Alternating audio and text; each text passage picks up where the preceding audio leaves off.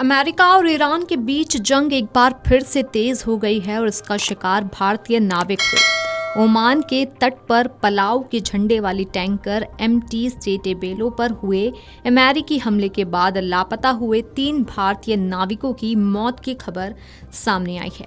इसकी पुष्टि केंद्रीय बंदरगाह, जहाज रानी और जलमार्ग मंत्री सर्बानंद सोनोवाल ने की।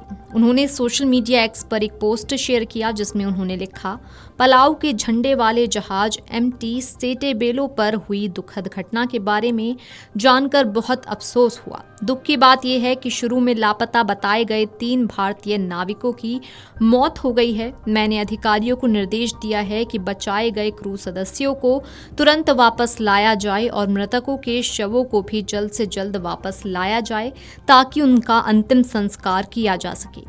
केंद्रीय मंत्री ने इन मौतों को बड़ी क्षति बताया है। उन्होंने कहा कि हमारे समुद्री परिवार के लिए एक बहुत बड़ी क्षति है।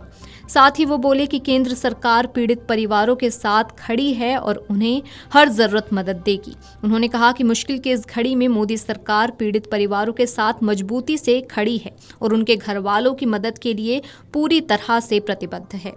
जानकारी के अनुसार 8 जून को दोपहर 2:20 पर मुंबई स्थित समुद्री बचाव समन्वय केंद्र को सूचना मिली कि ओमान में एक जहाज पर मिसाइल हमला हुआ। उस समय जहाज पर कुल 24 चालक दल के सदस्य मौजूद थे और सभी भारतीय नागरिक थे। ये सूचना जहाज पर मौजूद एक नाविक के परिजन द्वारा MRCC मुंबई को दी गई थी।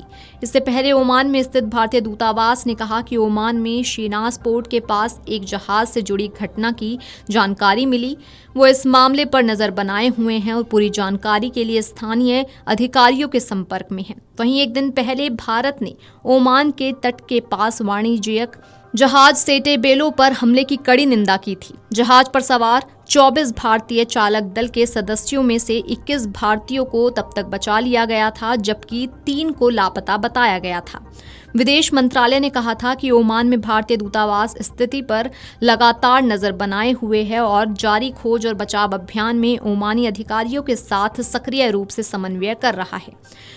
विदेश मंत्रालय ने कहा था कि क्षेत्र में जहाजों पर लगातार हो रहे हमले गंभीर चिंता का विषय हैं और ये वहां जारी संघर्ष का सीधा परिणाम है। भारत ने एक बार फिर तनाव को तुरंत कम करने और कूटनीतिक समाधान के लिए जारी वार्ताओं को सफलतापूर्वक पूरा करने की अपील की थी ताकि क्षेत्र में शांति और स्थिरता वापस लौट सके।